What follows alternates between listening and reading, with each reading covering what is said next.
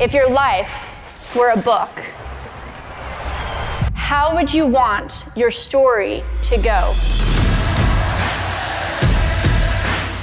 Amy is incredible. A remarkable story.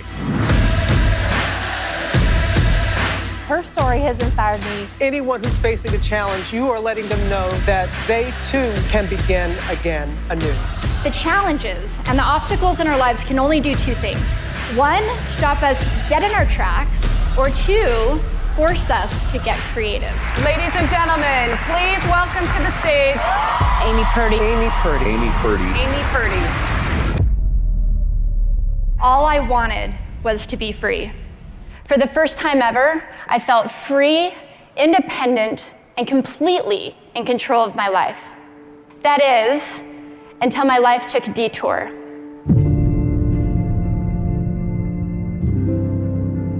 The day began just like any other day. I woke up feeling great as usual, but this day was different. I was so weak. Something was really, really wrong, and I realized that I couldn't feel my feet. I was diagnosed with something called meningococcal meningitis. Due to this little microscopic bacteria, over the course of 2.5 months, I ended up losing my spleen, I lost my kidney function, I lost the hearing in my left ear, and due to the septic shock that my body went into, I ended up losing both of my legs below the knees. And I thought the worst was over. That is, until I saw my new legs for the very first time. And I thought to myself, there is no way that those are going to be my legs for the rest of my life. And how was I going to snowboard again?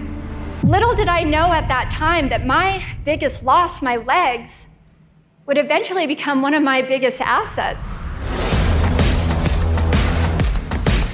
I called every prosthetic manufacturer across the world to see if they made feet for snowboarding, and they all said the same thing. They said no.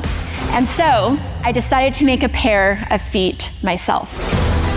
That day, I went home. I ended up doing a year of research. My leg maker and we put random parts together, and we made a pair of feet that I could snowboard in. We turned the ankle backwards. I added a bunch of wood to the heels, and believe it or not, these feet actually worked. These feet are currently on display at the Smithsonian in a trailblazing display. After years of knocking down doors, in 2011, we found out that snowboarding would be a part of the 2014 Paralympic Games for the very first time.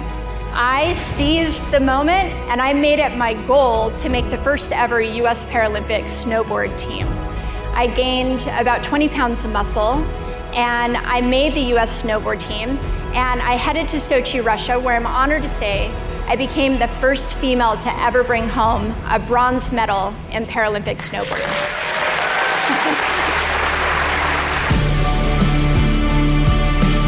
Please welcome Amy Purdy. Amy, come on out. Paralympian Amy Purdy, a Wonder Woman, and she is. You got a bronze medal at the Olympics. You got a gold medal in the cha-cha-cha.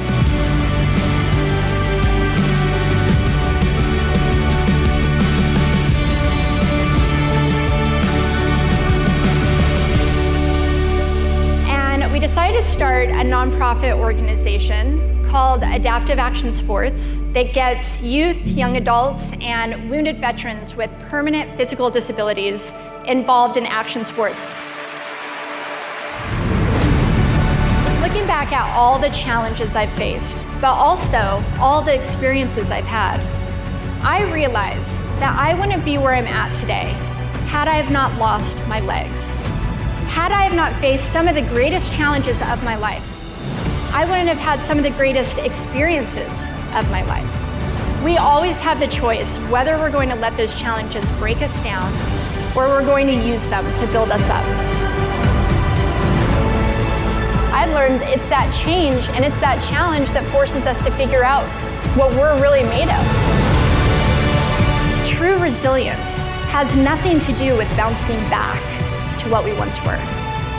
It's about accepting what is. It's about leaning into the moment, because it's not about overcoming our obstacles. It's about using them.